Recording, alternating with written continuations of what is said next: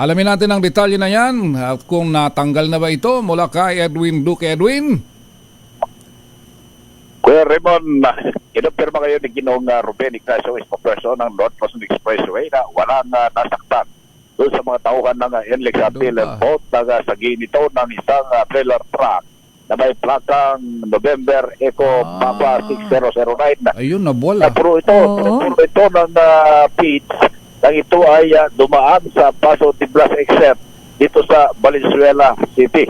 Halos sa matuklap at bumaliktad ang trailer boat at pumaytaas dahil doon sa lakas ng pagkakasagi nitong truck. Biniyak ng NLEX official na kanilang kakasuhan ang driver at may-ari ng truck kung hindi nila pananagutan ang mga nasira pag-aari ng NLEX.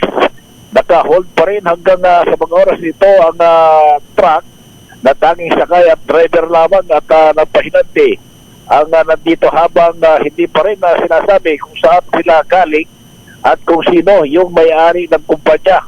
Pasado alas 12 kanina madaling araw na dumaan ang truck at ng mga pagbayad na ito ay nakarinig na lamang daw sila ng malakas na lagapak.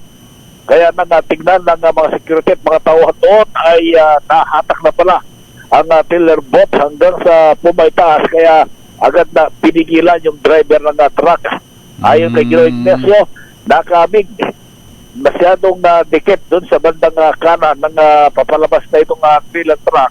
Bagamat kasyang-kasya naman, maluwag naman doon sa bahaging kaliwa. Maaaring nakamig daw nito yung manubela, kaya hindi napansin na nakain yung pinaka-tiller boat sa lakas. Sabi nga, hindi basta-basta matanggal at ito nakakapit sa bakal, pero kitang-kita na talagang tumaas. Nakabigagang na pumaytaas. Ibig sabihin, talagang persado yung pagkakasagi nito. At mabuti na lamang, Kuya Raymond, at yung time na nasa ito ay walang tao tiller boat. Kung hindi, posibleng nasaktan at may masamang magyari dahil kung titignan mo yung atin, pumaytaas yung ilalim. Ibig sabihin talagang malakas. So, kaya ang tanging iniimbestigahan ngayon, malaman kung sino rin yung may-ari at dapat daw itong bayaran. Kung hindi, sasampal nila ng kaso at i-hold. Sa kanina nakita natin na unti-unting ibinababa yung ilang laman na feed at inilalagay ito sa paleta para kung sakaling hindi makuha yung sasakyan, ay yung laman ito ang makuha para may deliver doon sa kanilang dapat pupuntahan. So nakahold pa rin hanggang ngayon at hindi naman masyado nakaabala na dahil yung apat na boat, yung nasa second to the last, ang siyang nakabig itong trailer truck na malaki dito sa North Luzon Expressway.